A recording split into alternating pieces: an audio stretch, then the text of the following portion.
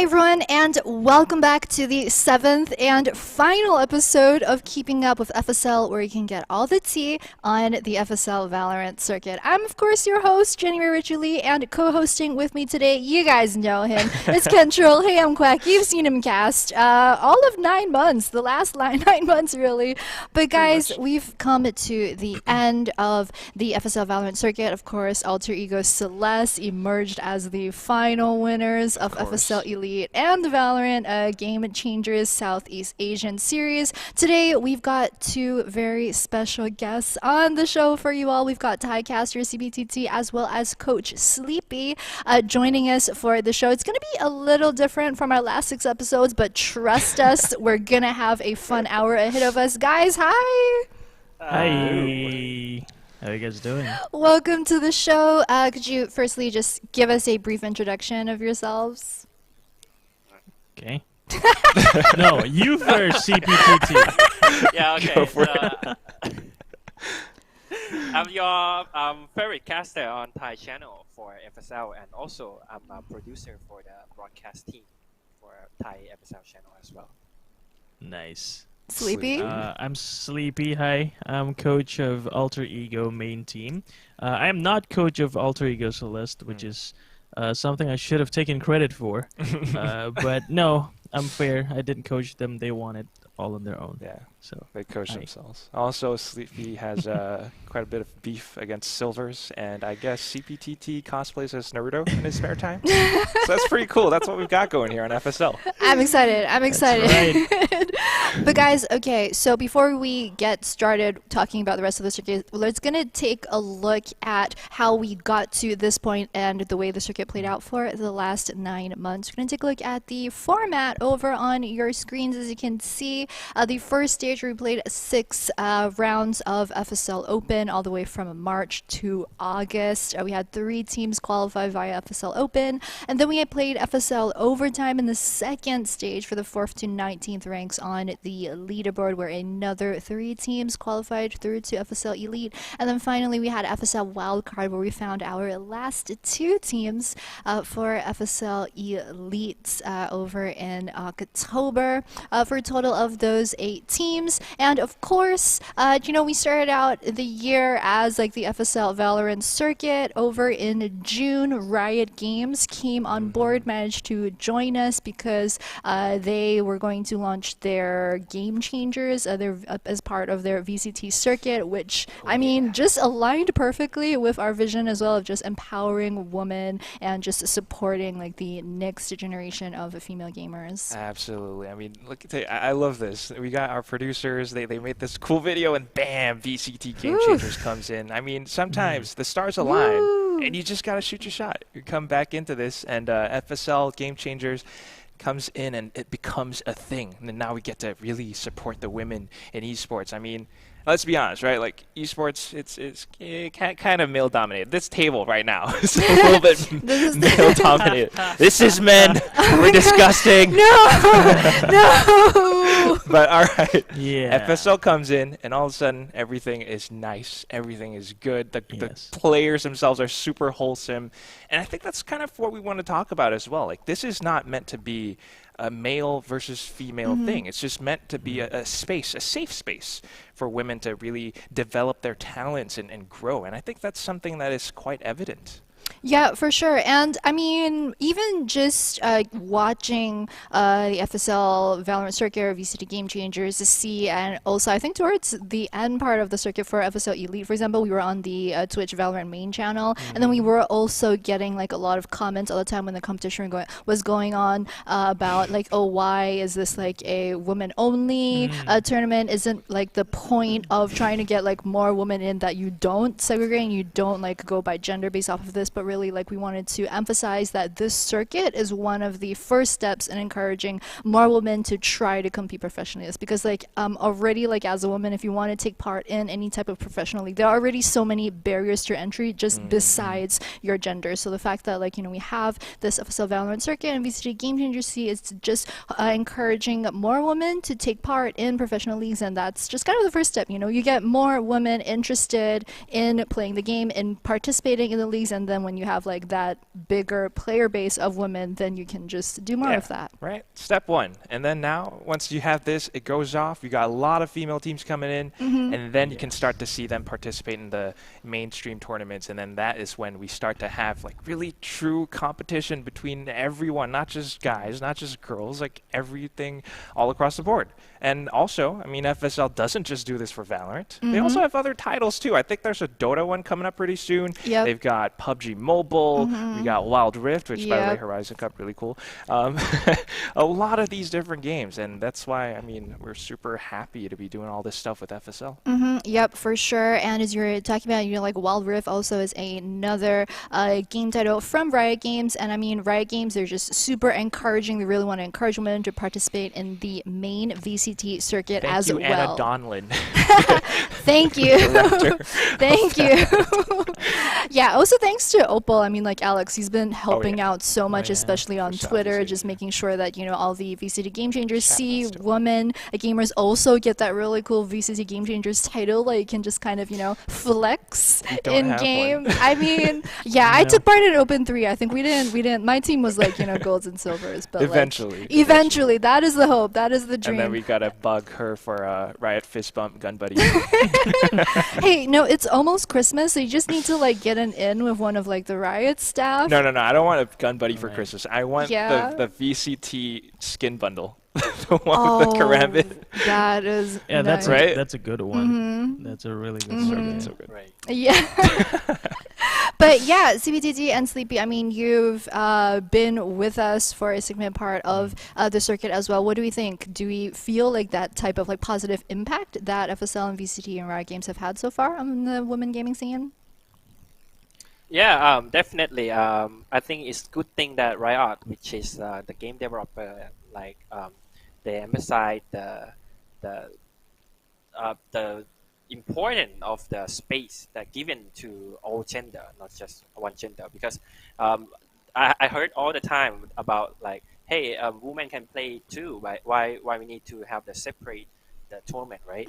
But the thing is, like Jenny already said, is so many barrier for women to participate in the first place. So we need to give them the safe space to have more opportunity to show that off. And also in Thailand broadcast team as well, we not just looking at the player, right? We support the women equality to have a part in the back end of the working flow as well. So you notice that we have many women working behind the scene and also as the caster as well. I think many women is very good at doing their job, but they just need to have a chance to do it. And the VCT come in supporting the exposure and the prize pool as well. I think is get to the point where women can start really thinking about like playing professionally as the career, right? So I think that's the sustainable point to going forward. Yeah, for sure. Especially, I mean, the prize pool, I mean, FSL Elite, right? What, 25,000 US dollars? Like, that was just absolutely insane amounts of money. Like, we just, like, a few years ago, you just wouldn't be able to comprehend that a women's esports tournament would have that type of prize pool, because I think, especially in the past, like, you know, like, women's tournaments were just kind of that afterthought. Like, maybe a tournament would organize, like, some, like, show match style, or, like, a 10v10, or, like, you play, like, ARAMs or something. But now, like, we have the entire circuit exactly for these teams to really prove themselves. And I think that's another interesting point as well. You know, VCT Game Changers in the other regions, they also have big prize pools, but their tournaments are like one-offs, right, guys? Like, I mean, NA, they have like one per weekend or something, and it's one and done. That's it. But for FSL, we got like a whole circuit. It kind of went across the entire year. And that's kind of designed specifically with the goal of getting all these girls to like keep on playing, give them as many opportunities as possible. We even have a rule whereby, like, I think in the circuit, if you don't at least retain 3 of your core team members, you get scrapped. You got to start over. Your circuit points get reset. So it really encourages them to stick together. Yeah, and that was like Yeah. the way that we had the format, right? Like earlier when we were talking about it, we had the six circuit, the six Valorant Opens from March all the way through to August, and that was the top three teams would qualify through to FSL Elite based off of their leaderboard points by the end of August. So the way that we were, encouraging the girls to like stick together within their teams was that if in between each monthly Open you did change roster, you had to still maintain 3 members from your roster, or you would have to start back down from 0 again. So we did see a couple of teams just shuffle around, but I think like, a little bit here and there. That's okay. But yeah, it was just very encouraging to, see these girls and to see these teams grow, to see them come back as well. And I think the format really did encourage that as well. I mean, even if you are a woman gamer, just not sure if like pro is in your sights for the future, I think like that the FSL circuit gave you a lot of opportunities to just at least like try out for a couple of months, because the way that we had that was firstly there was no rank limitation to participate in FSL to begin with, so you didn't need to be like Diamond, Immortal, Radiant. Yeah, you didn't have to be like at least Diamond 3. Exactly. And then also we had double eliminations, we had like the group stages, we went through a couple of formats, but essentially all the teams played at least, I think it was at least two best of ones. Exactly. So it wasn't just like you enter your first round out, even if you're like silver or gold, you still had a bunch of chances to go up against a lot of the good teams. Get that experience and so on and so forth. And I think we have proof of like these girls getting opportunities, these girls developing as players. I mean, one of the bigger teams, for example, Impaler, they got picked up by RTS Renatus, and they became Renatus White.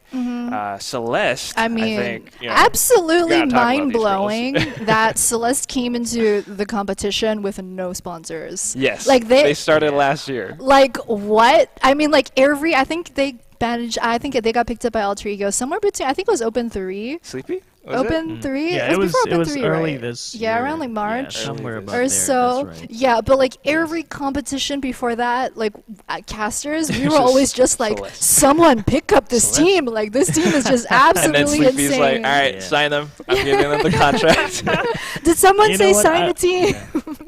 I would take credit for that, but no, not really. I wasn't the one responsible. We're giving it to you. Just keep it quiet. But anyway. You had one job, Sleepy. I think that is kind of leading into our next point, because speaking of the girls who like roster stability, right? They have to stick together as a team.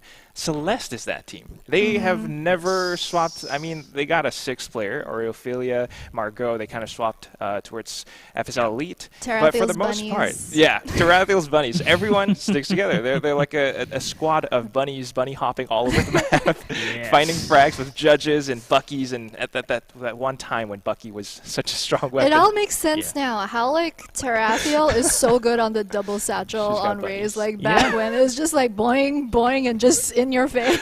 But yeah, she's the mother bunny. She's the mother bunny. There it is. It all makes sense now. Roster stability. They've stuck together so long. I mean, maybe Sleepy, since you're a coach and everything, you're a caster as well, you could kind of let us know exactly why Alter Ego Celeste are that strong? Sure. This is going to be a great segment, because I think this is going to be a proving point of how stability is important in a team. Alter Ego Celeste themselves, they stuck together for the longest time, even from the previous game, right? How long exactly? I want to know. Like, honestly, I'm not sure, but I would guess that they've been years at least 2 years. Like, even before Valorant came out, they were already together, and they stuck together until today. And I think it's one of the points that's making them really strong, because as you know, forming teams, you gotta build that chemistry from the ground up.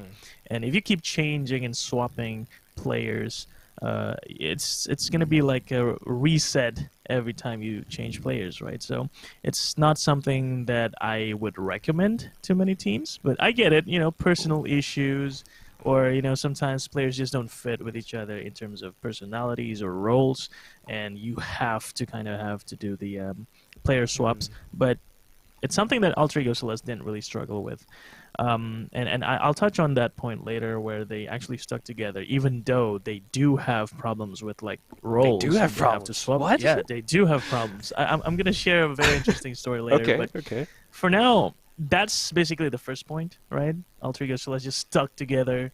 never really had any changes. They added in Margot, and Oreophilia was actually in the main roster, but then they swapped with Margot, and Margot became the 5th player, and Oreophilia stood out. Okay. And kind of become the manager of the team. So it was kind of nice that, even though she was a player for the team, she was gracious enough to let the spot go to Margot and then help manage the team. So it was just that chemistry that they built over the years. So that's one point. I guess when we talk about Alter Ego Celeste, we can't ignore the fact that they're just individually gifted, right? We see, like you talked about Tarathiel and her double satchels. We haven't talked about Enery, but you guys probably know the name Enery, right? Everywhere she goes, there's just heads. Strongest entry fragger. It's just amazing how we saw this entry. She's like the icon of entry fragging in the FSL circuit, right? Everybody knows what she's capable of. And not to mention Ayumi, right? Ayumi swapped roles. She was Sentinel, and then she touched the Jet. And I guess we have a clip that can show you guys that Ayumi is that kind of a player with a Jet, and I guess we can check it out. Roll the clip, guys. Roll the clip. I've always wanted to say that. She's looking to cause some trouble, but Ayumi spots her out. She tags her down to 28.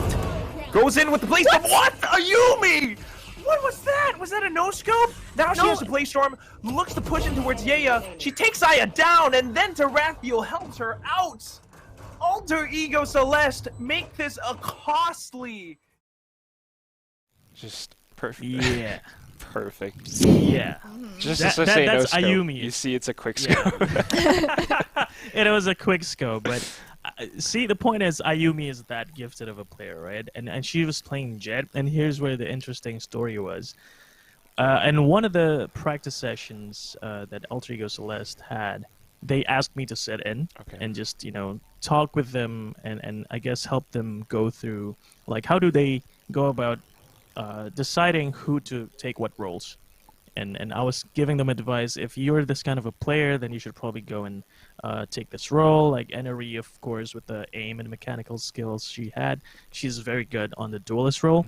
Tarathiel was on the Raze, but because she's IGLing, she was the in-game leader for AEC, I advised her to take a more passive role so she can have a clearer picture of the map, and so she went back to being a controller, maybe even support at one point, but I guess she decided with controller.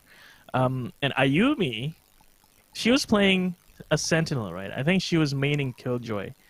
And in that very practice session, she actually whispered me in-game. Okay. And she was asking me something like, Sleepy, I actually want to play Duelist, but I don't feel like saying it to the rest of the players. And I guess this is one of the problems that I guess some of the ladies teams still have, or maybe just some new teams have.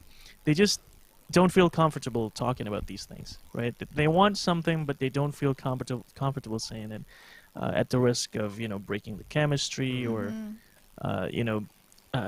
offending anyone. Like, Enery is the duelist, Tarathiel is the duelist, and now here's Ayumi wanting to take that duelist role that she doesn't feel comfortable. And so I just kind of maneuvered the team into giving that role to Ayumi, and look at how she performs, using the Jet. And I think this was the point where I saw Alter Ego Celeste was going to be a pretty good, stable team, because they were willing to put personal issues aside, and they were able to navigate this dynamics without breaking up the team. And that's when I think I concluded that this team can be a professional team, and that was a very good starting point. So yeah, just great individual skills, great chemistry as a team, and one thing that I guess this is a privilege a little bit. She was the IGL Tarathiel. She was also sitting in on some of our practices with the main team. Right. So it was pretty nice that she was so willing to learn. Like she wasn't like she was just there. Willing to take in everything that we can give her to just understand the game better as an IGL, and I guess it transferred over to the other players, and so they just perform very well as a team. And I think we can see that in one of the clips that I think we're gonna roll. Is there a clip that we're Yeah, gonna I roll? think we're talking about like individual skill, you know, it's not Yeah. just a Neri, a Yumi, No, Tarathiel. no, We no. also have, you know, the other support-ish players like Yes. Oreophilia. This happened in FSL Elite. We can roll a clip pretty soon. Because this is Mad Army actually reading the situation perfectly clear. They know that Alter Ego Celeste doesn't quite have the economy they're looking for, so they're probably just holding angles, looking for the duels, and this is where Mad Army will gain free reign. Rushing in with the fully automatic weapons, they are actually able to do some damage, but Alter Ego Celeste holding angles will be able to do a little bit as well. Wait, this just got turned into a 1v1. What just happened? Oreophilia going for the res now, brings Iceberg back to life, and she has a sheriff. Ginny is the last one alive, though. If anyone can do it, she definitely can. But now she gets spotted out. Oreophilia coming back from the other side. She gets an intel ace with frenzies, with specters in this round. How? 4K frenzy plus a spec. Disbelief. Just straight up disbelief. To be honest, I don't mean to be like, you know, mean or anything, but I was kind of hoping that Alter Ego Celeste would lose. What? just Sorry, because, what? just because they're like that good. I just want to see once, just Right. once, one map. Maybe they lose. Yeah. Mad Army Would've had a been full buy. Or frenzy, and she still won. Yeah, I mean, like, it's a bit impossible to just topple the queens of FSL, right? Let's be real here. I mean, we've been talking about just how this team A Celeste, just each member of them, just so individually skilled and individually gifted. I mean, that So Intel good. Ace by Orophilia as well.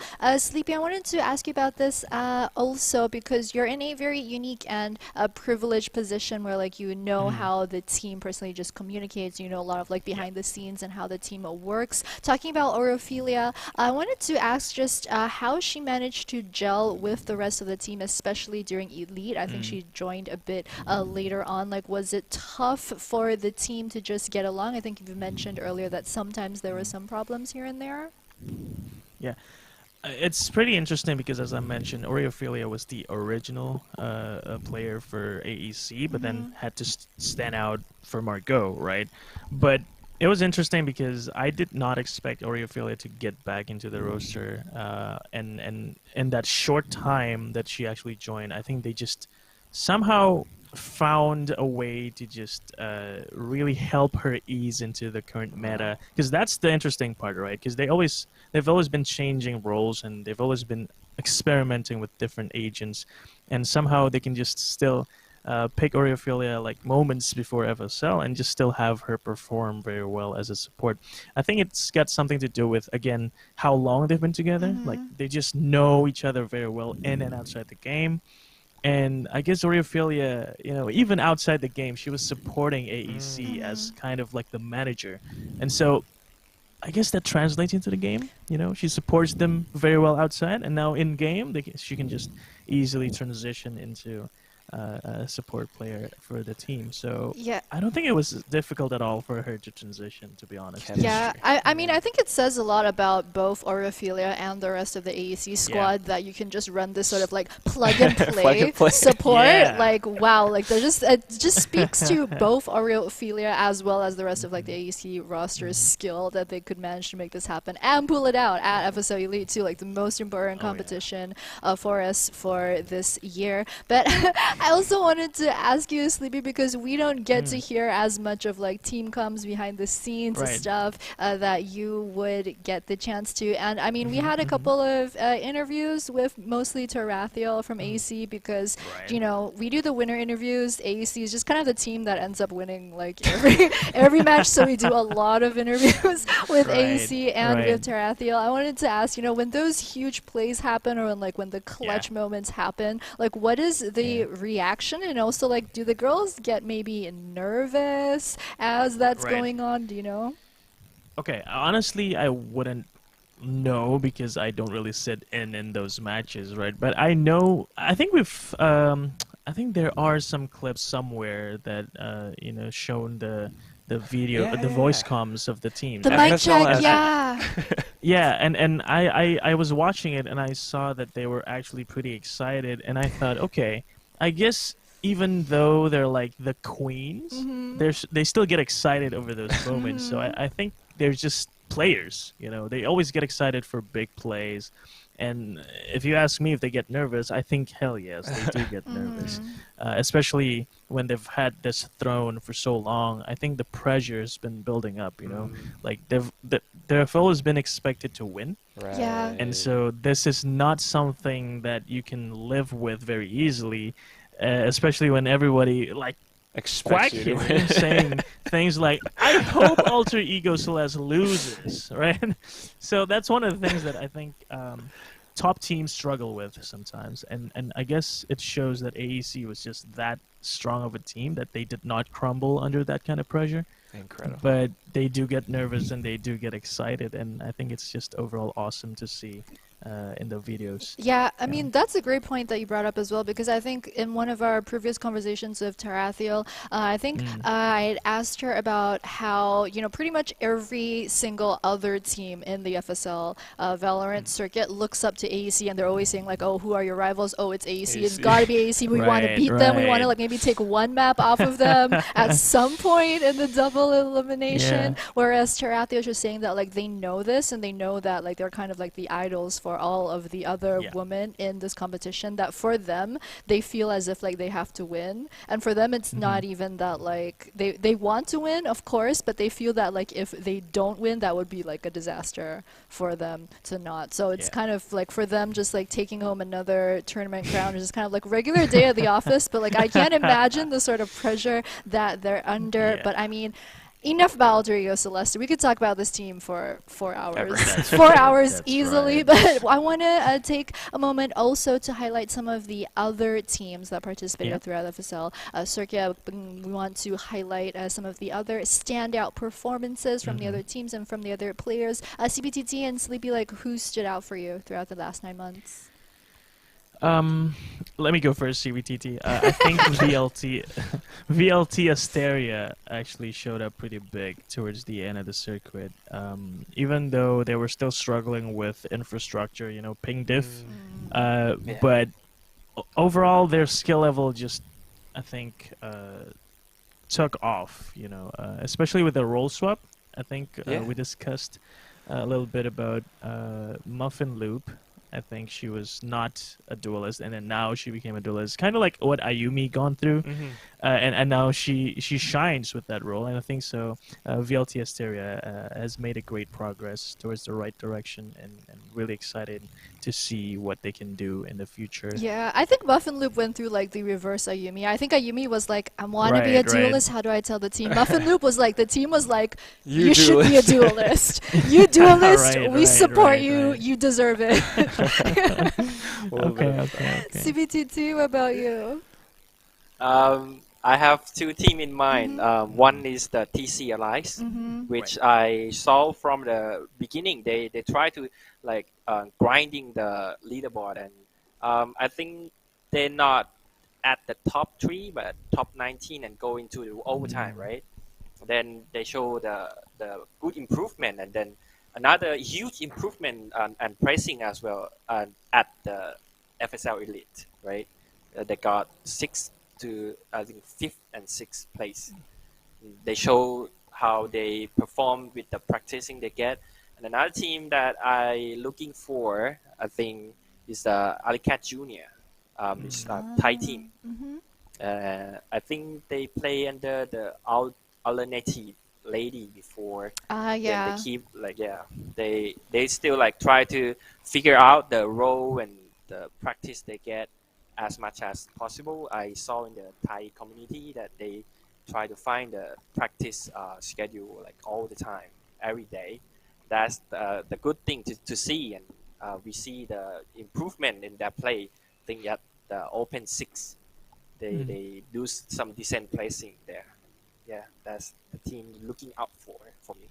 Yeah, for sure. I think definitely a lot of standout players, a lot of standout teams. Also, I think we've got a clip to show you guys. One of our, well, we're being a bit biased, you know, we're repping our hometown hero, Dodonut here from Singapore. She did used to play for RTS, but she left because I think it was school when she went to move to NA and then kind of just instantly got picked up, got scouted by TSM. good. She played like, I think she played like one competition as like a tryout or so with them, and then after that just kind of joined their main roster for TSM FTX. Wow. And we've got a clip to show you guys exactly just how good this girl is. It's TSM, y'all.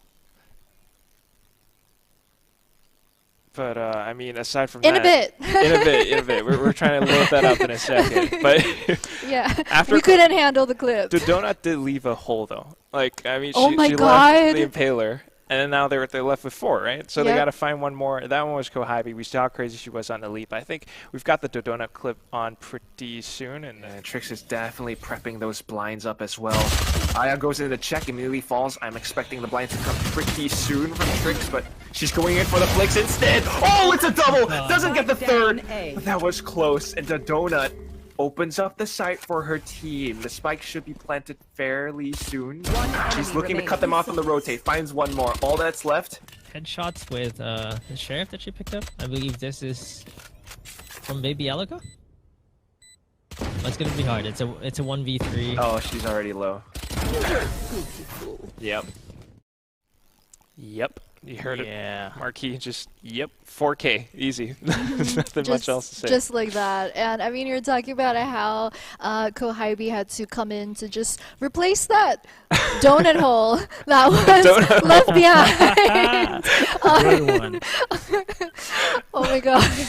I had one job. No pun. Replace the hole that Donut left behind on the team. And I mean, if we're going to talk about standout players not on Alter Ego Celeste, I've got to say that I think my MVP for the entire circuit has got to be Kohabi. She's just hands down my favorite player to watch just all the time. She's just always pulling out those clutches, those exciting plays, just being that duelist, getting those entry frags as well, but also managing to be the last one alive on her team and just Yeah. like getting those triples Yeah. and 4K is just absolutely insane. We need to talk about her. One of the few players that could actually stand up against Alter Ego Celeste and come walk away with like I think she got a 30 bomb at some point. She's Yep. got so Yeah, many she did. first blood, so many crazy kills.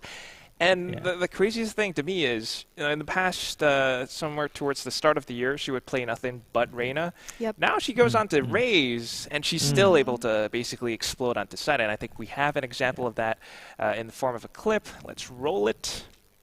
Our drone will spot out one, but only one, I think.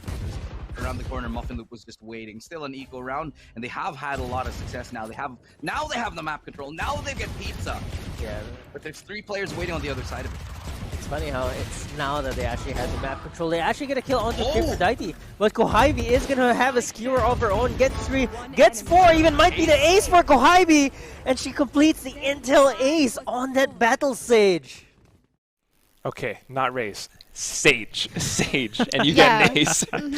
Kind of like Urophilia, huh? Yeah, no, like when she started picking up different agents throughout FSL Elite, like I was just so excited. When she picked up the Raze, I was like, girl is feeling it this time. Then there was that one agent select where she was hovering the stage, and I was like, okay, like I'm not fully buying into this yet, but you know, when you play Sage, you either play one of 2 ways, right? You're either like at the back, you pick up the spike, you do the old little like Or, KJ, or you Your just teammates straight let them get aces. Exactly. Or like, you know, if your team is dead, she's just like, you know what, forget it, I'll res you, and then I'll just like, I'll Yeah. do this myself if I have to. Yeah, and I just love that type That's of Kohabi. energy. That's Kohabi. I think we're starting to get into this territory of like Do not just simp. thinking Do about. not simp. I'm not simping. Come on, relax.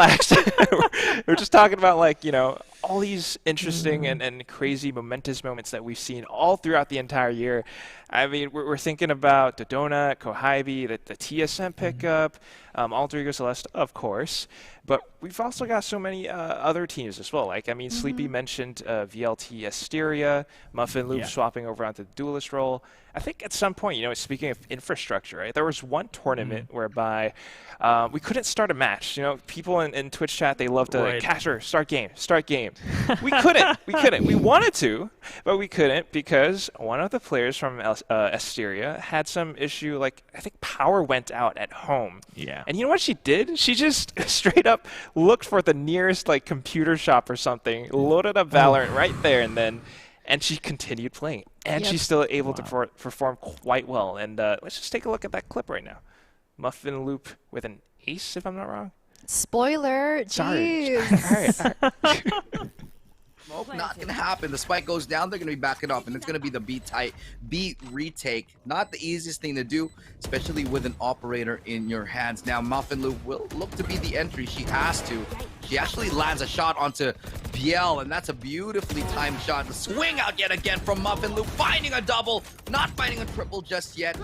But the time is taken away. Swaps to the rifle, Hunter's Fury to delay the plant even longer. Muffin Loop is on a tear, and she finds a triple kill here for Asteria. But now she's the only one left standing. Could be swung out on Muffin Loop with 4. Muffin Loop with no more time. And she's gonna get the ace, but can she get the time? And she does! She halved it! Muffin Loop, unreal performance! I mean, Muffin Loop just absolutely showing that, like, no internet, no problem. Girl did what she had to do. No internet. She just went to a LAN shop to figure something out and still manages to make that ace happen with that ping difference as well. And I was just very happy, also very proud, I think, of the Asteria girls. They managed to really, like, build that huge fan base that we saw just, like, pick up steam as the circuit went on for them. And I mean, I think this is what we mean, right, when we say that for FSL, Valorant, Circuit, VCT game changers, it's really about giving some of these girls and some of these teams that maybe otherwise would not have gotten noticed in another type of league or maybe even in their own region and giving them a chance to shine. Give them a chance to shine. That's what it's all about. And then here we are. They get picked up by Velocity Gaming in India, which is pretty freaking cool. I mean, we got all these other teams to talk about as well, like Vitality, Estelle, the one that kind of lost in the clip, but they did improve too. Okay, I mean,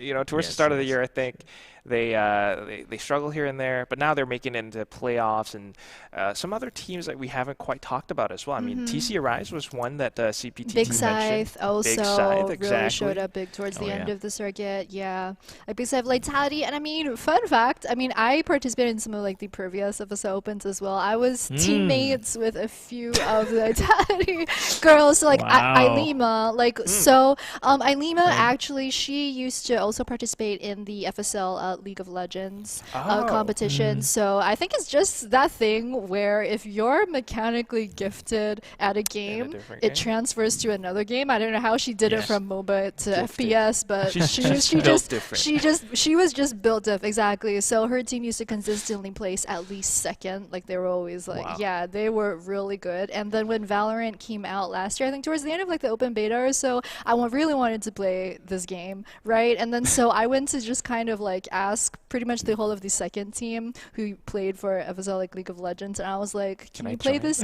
No, we don't start off that strong, you know. We're like, can we, you know, do you want to try like Riot's new FPS game with me, and we can maybe learn together. So when we started out playing, we were like, you know, she was like, you know, we were like silver, gold-ish at that level, and so we played in Open 3, and then just after that, I mean, she ditched us, which was just, you know, she knew found it better. It was absolutely fair enough. We did not want to hold her back, but like in the 6 months like after that, like she's easily diamond every single season right now, and she's just like so good. If you've never touched an FPS and then you just start that was her first FPS game pick too. Valorant up, and all of a sudden you're diamond, you're competing in FSL. That's crazy. That's huge. That's huge. It was actually nuts. So just like watching her and the rest of her team's like journey through the circuit, I was rooting for them so hard. They were so close to making it into FSL Elite as well. They were in wildcard again. Unfortunately, just got knocked out. But you know, things happen. But that's the thing.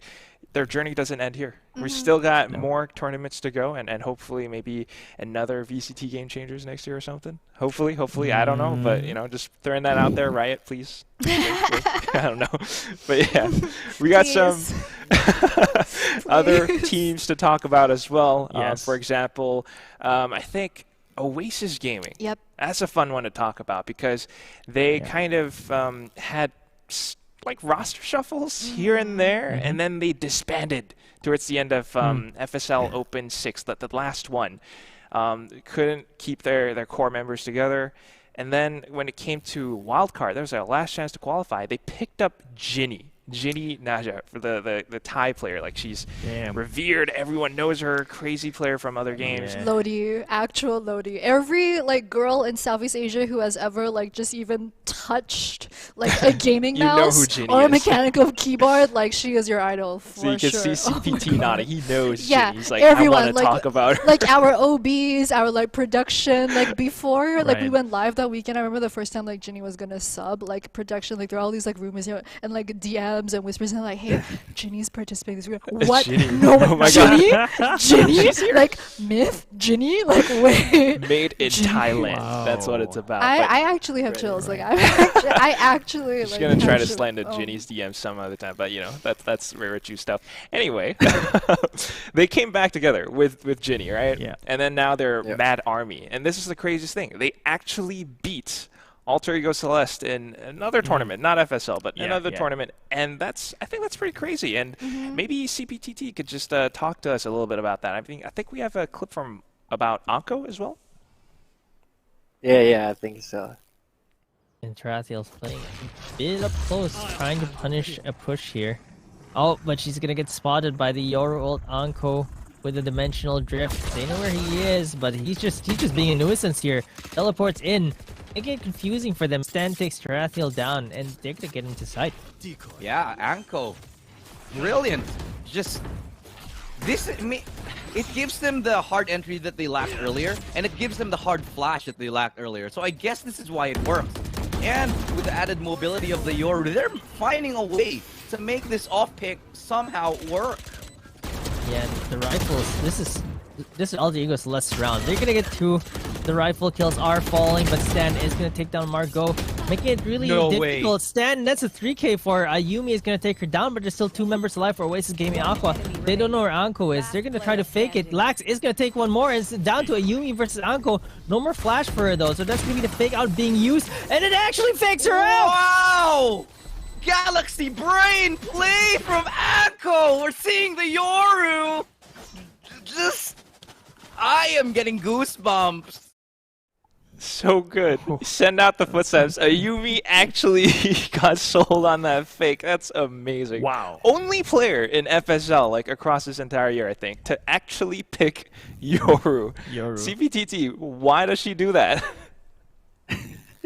That's the crazy thing about Ango, because I think he never played Variant before. What? Really, Wait, before participating. wait.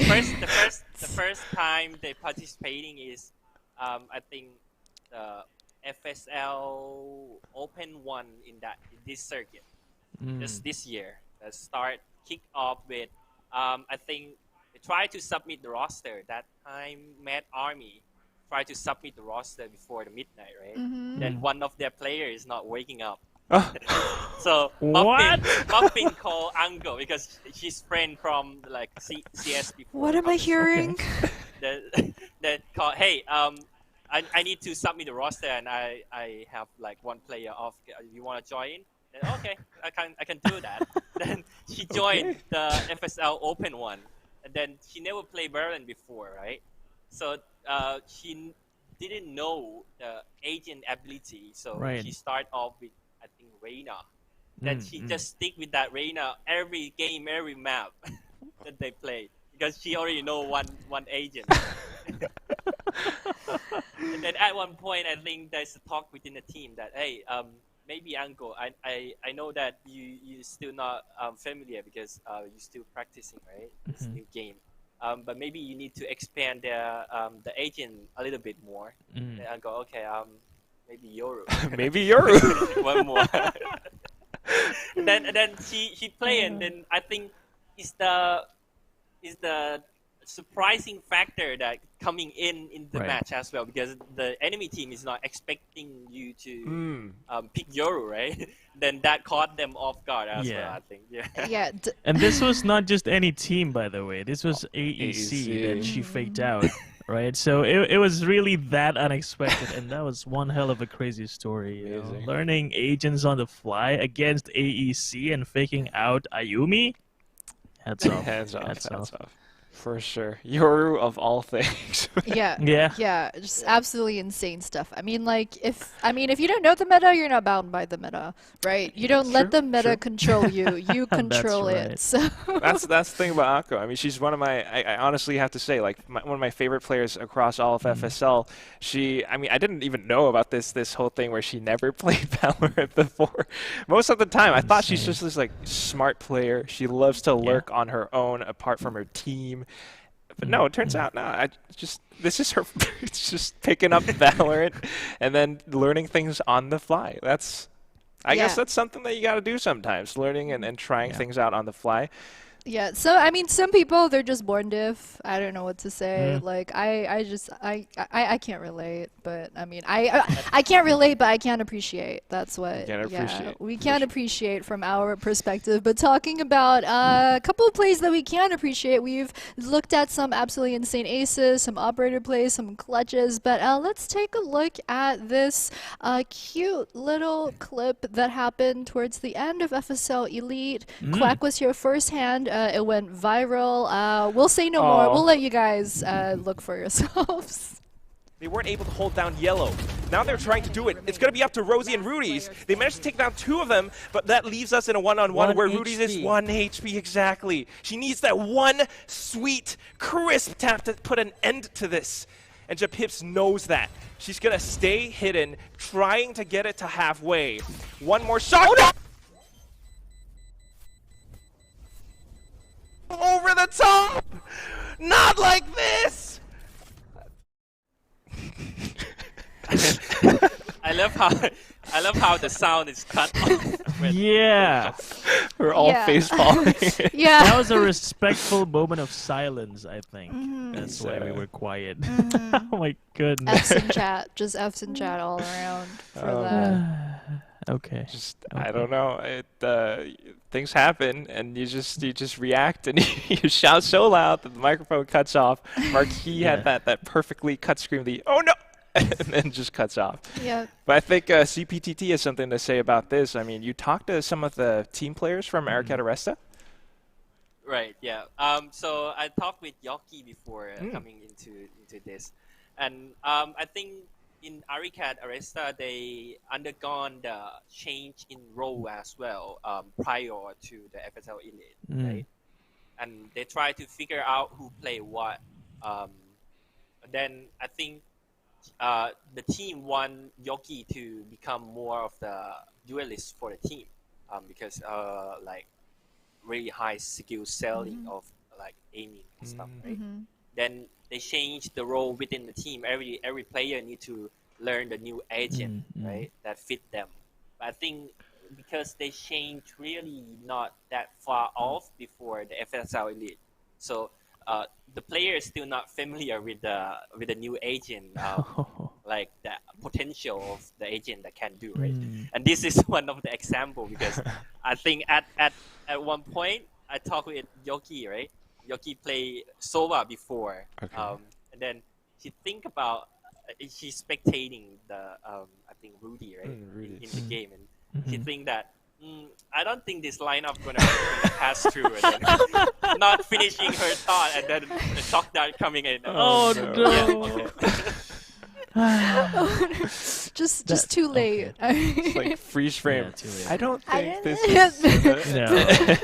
I have something to add to that. I don't think people appreciate this factor enough. Like, you know, if you're not used to an agent, those are the things that you miss, right? Sleepy, you're Playing a this Sova main. game, yeah, a Sova main will know that that's not gonna work, right? But if you're just new to this agent, you have to get used, and you have to know this agent inside out, and just be able to think off of your head, just okay, this lineup will not work.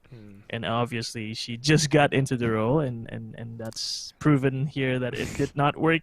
But people need to appreciate that it's not that easy, you know, to get used to an agent. You have to spend time, and I guess that's something that all these other players can look out for as well. You have to spend time with your future agents. That's all. Otherwise, you're gonna make the headlines again with Quack just there. You gotta put in the hours, you know. But Yeah, you know what? yeah. Mistakes happen. These things happen Yes. all the time. I mean, just search up "art of whiffing" on YouTube. And you can see Mhm. all the pros whipping all their sprays and everything yeah. else. Oh yeah. Things happen. It's not just like, you know, whatever it is, learn a new agent or just having like nervous jitters in the middle of a tournament.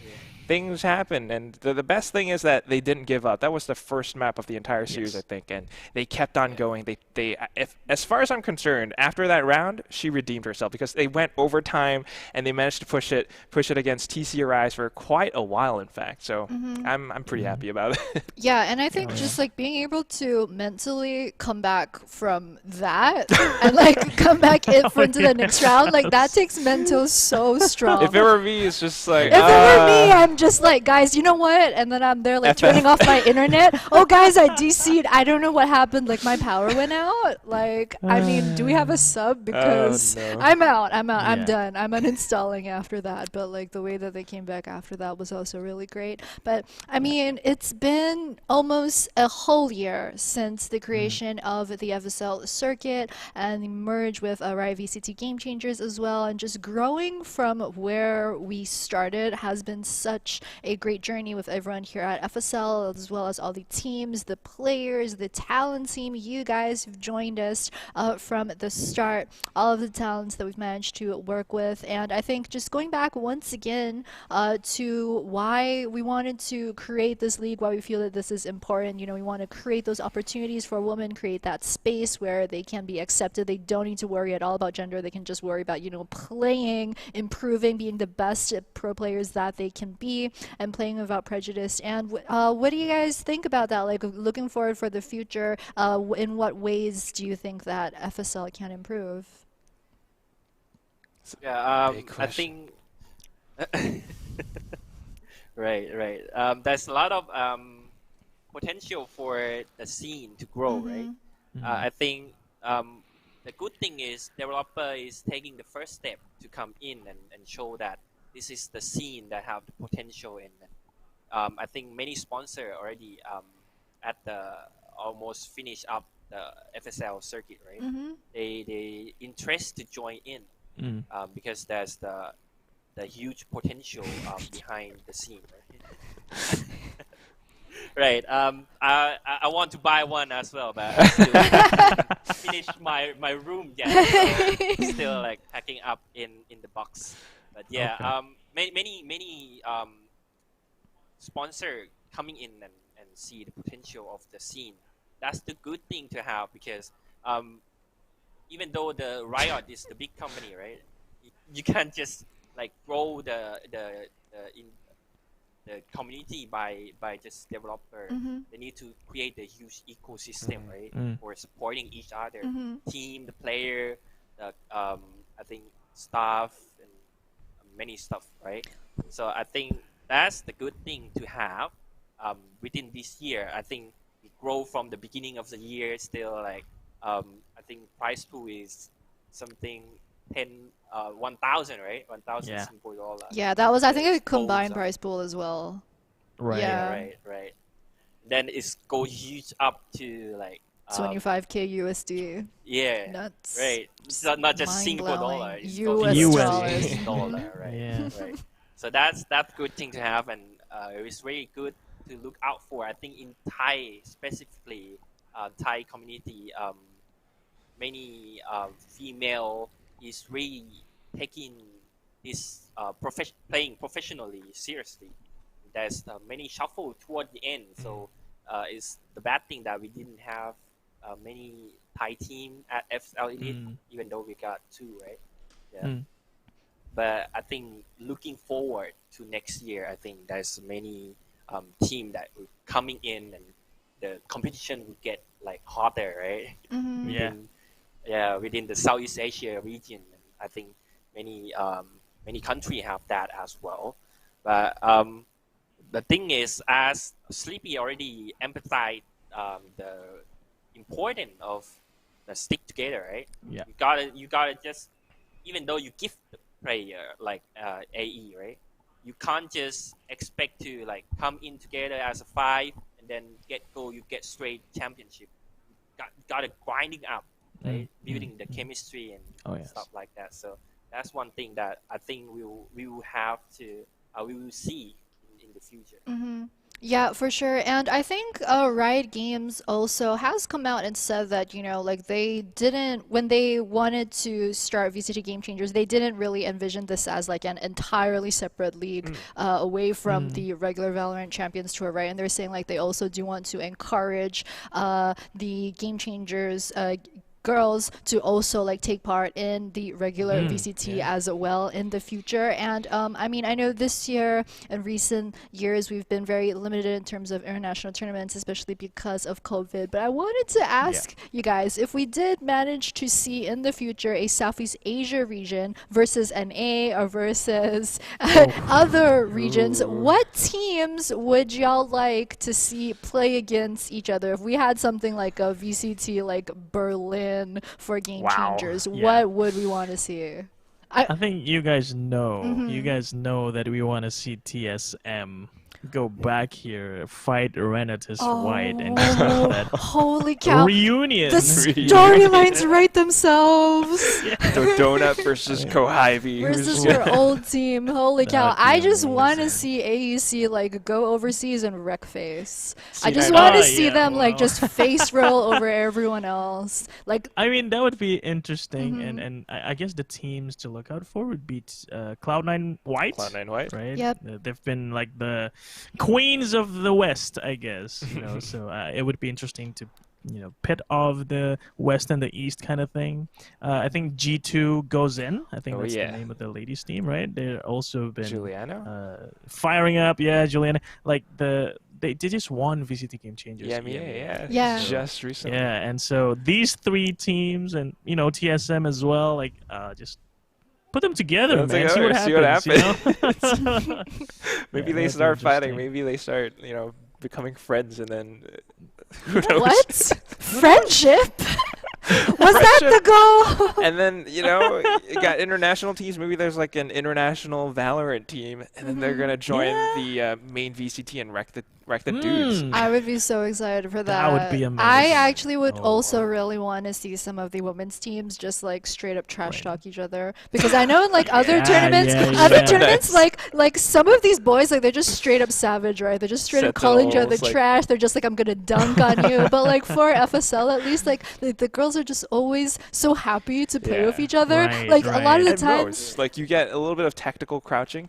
But that's about it. Yeah, but I mean that's because they know each other. I mean, if we're well, we don't. Can we talk about? No. Okay, we're moving on from that. But I mean, yeah, the girls a lot of the times in the pregame lobby as well, we see them like I think they were telling oh my God, people. I'm a big fan. Yeah, they are. They're like trying to like get each other's socials, and then like they also like the way that they make fun of each other is they're just like, hey, like Inari, like you know, like don't play Jet, or like don't play Jet. She's like, okay, but like then you know Raze, and like, that sort of thing. Yeah, it's really cute. Like it's very wholesome, of course, but I mean like, you know, I mean, some of these girls, a lot of these girls, they've got the skills to back up whatever trash talk. So, you know, I would want to see that for next year. But guys, we've definitely got a lot of things to look forward to in the future, and not even next year, because next month, in just a couple of weeks, I believe we're opening signups very soon. Are we breaking the news on this show right now? We are. Can we?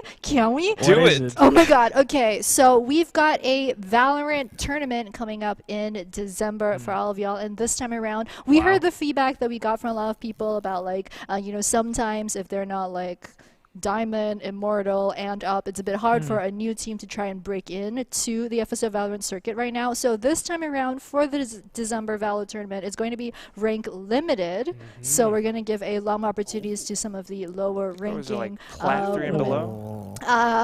I think it's my calling is what it means. Okay. I think She's gonna turn into a pronoun. I mean, the audience wasn't me. It's definitely me. But yep, guys, you definitely keep an eye out for that. We're posting when the signups open over on our social media. And yeah, just to close, FSL, we set out to create opportunities for women in the Valorant scene by doing this whole FSL Elite circuit to begin with, also with Riot Game support. I think that we can kind of be happy with what we've achieved for this year because, I mean, what a year that it's been for all of us here. But I mean, for all you guys watching, we're always open to new ideas, open to feedback as well. If you've got any suggestions, any comments for us, just let us know in any of the chat boxes on whatever platform, Twitch, Facebook, YouTube that you're watching it right now. Remember to follow us on our social medias on Facebook and Instagram for all of the latest news. And just a huge thank you for supporting FSL for this year. Also, thank you to our guests, Sleepy and CPTT, for giving us Sasuke. exactly all the insight that we would never have known about, like behind the scenes of AC and stuff. But yep, best of luck to Sleepy, your teams going forward, CPTT as well on the broadcast, and to everyone watching,